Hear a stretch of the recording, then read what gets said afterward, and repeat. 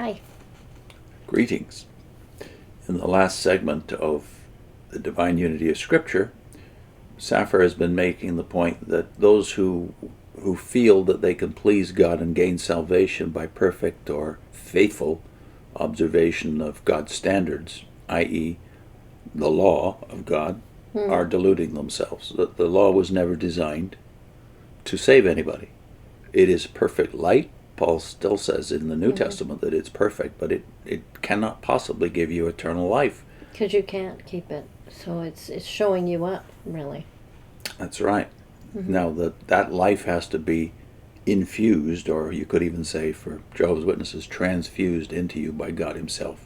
And it is a present possession. It's not something you have to wait to get to the end of a probation period. He takes up the purpose of the law again here. He says this law is usually divided into moral, ceremonial, and political. But this division, although there is an element of truth in it, does a good deal of mischief in diverting the attention of people from what is really the character of the law. As James says in his epistle, the law is one. You cannot divide it. And for the simple reason that there is one lawgiver, that is God, and therefore whether God says, thou shalt love thy neighbor, or whether he says that you are not to do this thing and not to do the other thing, it's the same God that gives the law. The same life animates the whole. It is an organism. And as for calling one part of the law moral law, the expression moral is entirely inadequate, for it is not morality that is taught in the Ten Commandments. It is our relation to God.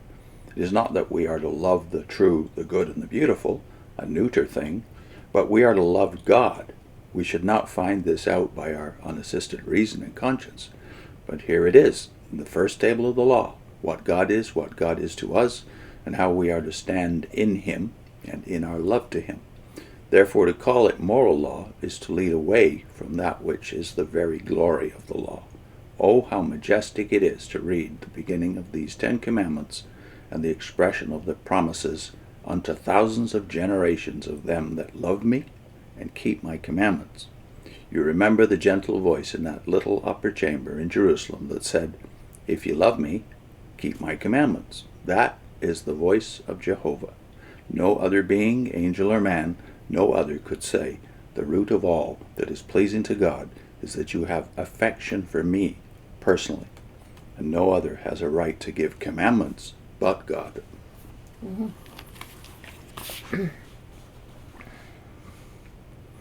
Then again, as to the ceremonial law, people imagine by ceremonial something to strike the senses, something to add pomp and beauty to services, something in which there is no reality. There were no ceremonies in Israel. It was all the preaching of eternal truths and of spiritual substances, and real transactions between God and the people. This ceremonial law, as it is called, contains the most sublime and touching aspects of the will of God. Whether ye eat or drink or whatsoever ye do, do all to the glory of God.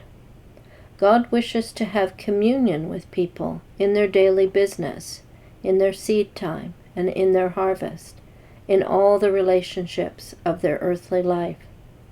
And as for the national law, it is only the expression and the application to the nation of Israel of the ideas and truths and relationships expressed in the spiritual law and in the preparatory evangelical law which God has given to his people.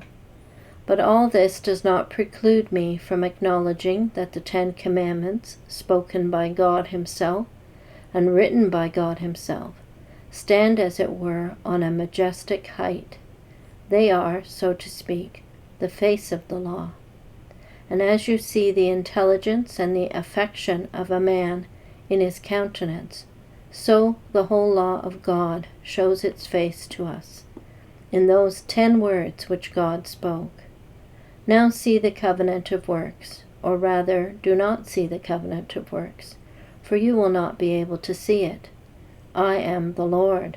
That is the holiness of God, Jehovah. 6,000 times the name Jehovah is mentioned in the Old Testament, and the name Elohim, which describes God the Creator, only 2,500 times. I am Jehovah, that is the holiness of God. I am the Lord thy God, that is the covenant with Abraham, Isaac, and Jacob, and you are his children. And as God gives himself to the people as their God, he thereby sanctifies the people and draws them up to himself.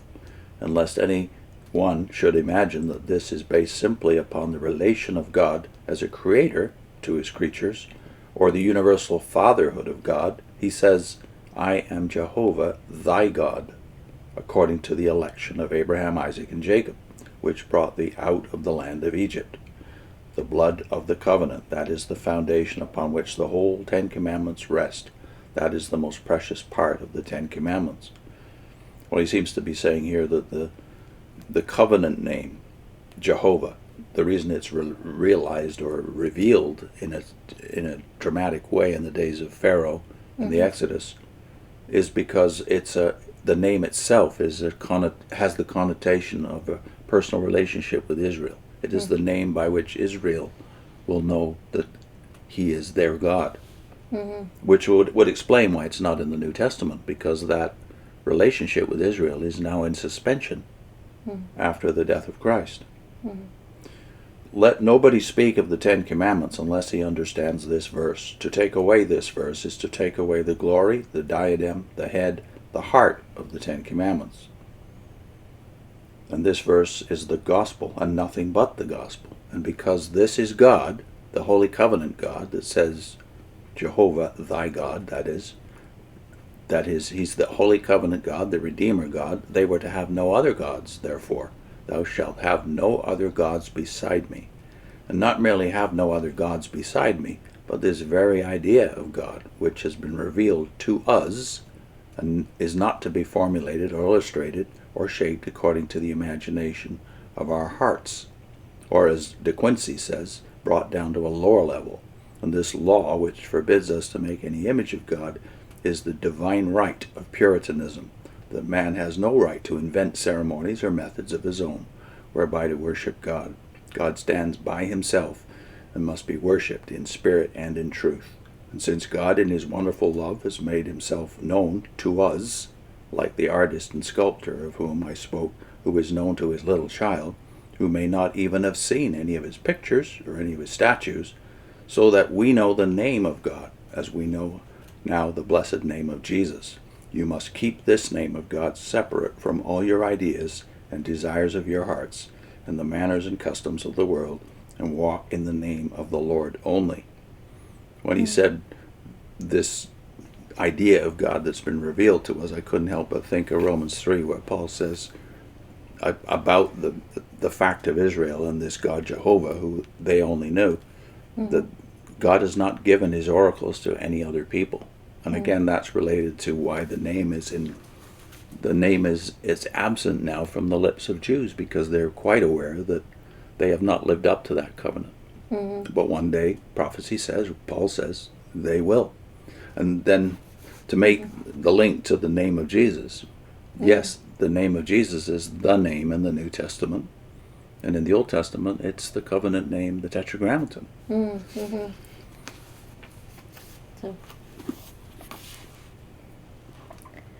and being thus with God, God in his great mercy says, Come unto me, all ye weary and heavy laden ones, and I will give you rest.